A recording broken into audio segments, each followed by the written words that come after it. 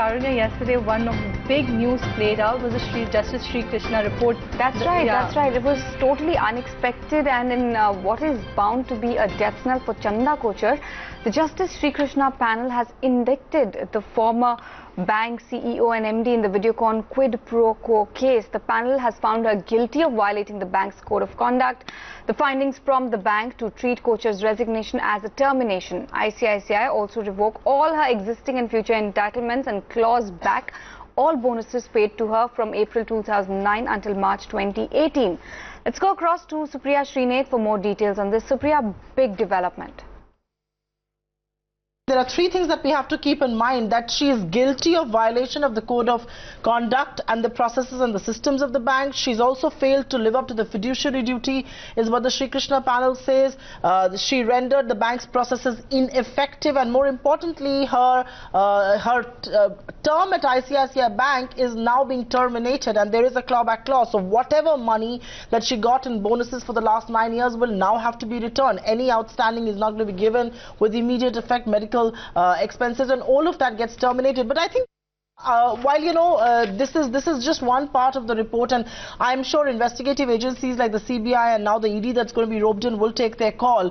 We will have to wait and watch the impact that this is going to have on investigations that are going on from the investigative agencies, also probable class action suit and all of that. But I also think this raises a larger question: could she have done all of this on her own?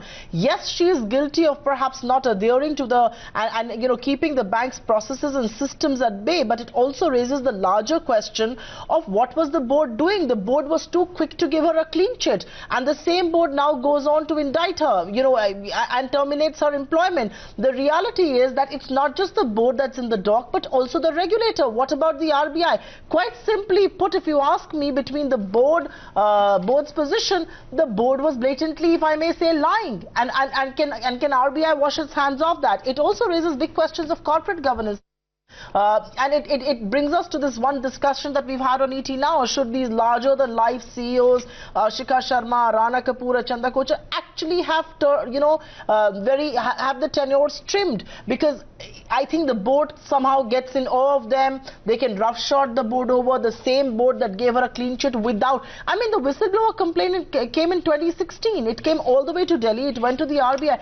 Why was that not paid heed to? And can the board answer that today? MK Sharma went on record to say they gave her a clean chit without a probe, and today I think they have some serious questions to answer. I also think it puts the government in a bit of a dock. Mr. Jaitley, who's away obviously on medical leave, was very quick to come to the defense of some of the bankers who were named by the CBI, FIR and all of this. And, he had said this is adventurism by investigative agencies. What are people going to say on that? And of course, the other part of this is, our celebrated private bankers, can they go scot-free? So many questions on corporate governance, on the role of boards, on the role of the regulator, on the role of the government will be raised out of this. And we do hope this is going to be an isolated case in India's banking sector. There aren't too many reams to be written as far as corporate governance norms in India's banking sector are concerned. But yes, this is a fall from grace. I mean, Chanda Kochhar was one of the most celebrated Indian bankers, and to be found indicted in a conflict of interest situation doesn't augur well at all. Thank you, Supriya, for breaking down this news for us. And now also Neha Bothra is joining in to shed some more light on the Srikrishna report. Neha? While ICICI Bank reported numbers that were broadly above street estimates in many areas, the very fact that the independent probe being conducted by Justice B.N. Srikrishna found her guilty of violating ICICI Bank's code of conduct with respect to disclosures and due diligence is a negative for ICICI Bank, because it puts a cloud not just on Chanda Kochhar but also the top management of ICICI Bank, and more importantly the board members, because remember, for 2 long years ICICI Bank board had blatantly defended Chanda Kochhar, saying that an internal audit found no wrongdoing on her part. However, things took a turn in May last year when this independent panel was set up under the leadership of Justice B.N. Srikrishna. While Chanda Kochhar did retire in October, remember that this was a negative for ICICI Bank with respect to reputational damages that the bank would suffer should these allegations be substantiated by the independent report carried out by Justice Srikrishna. And now there are fears that there could be class action suits filed against ICICI Bank bank in light of these findings outlined in the report that was submitted. More importantly, it also brings importance to questions like what was the role of other board members, independent directors, and more importantly the top management of ICICI Bank. Remember that many of these bankers who were on the committee have been named by CBI in the FIR, and there is a pending investigation against them as well. Thanks, Neha, for breaking it down for us.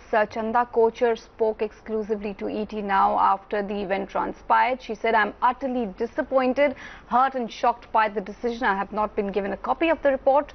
I reiterate that none of the credit decisions at the bank are unilateral. ICICI is an institution with established robust processes and systems which involve committee-based collective decision-making with several professionals of high caliber participating in the decision-making. Hence, the organization design and structure obviate the possibility of conflict of interest."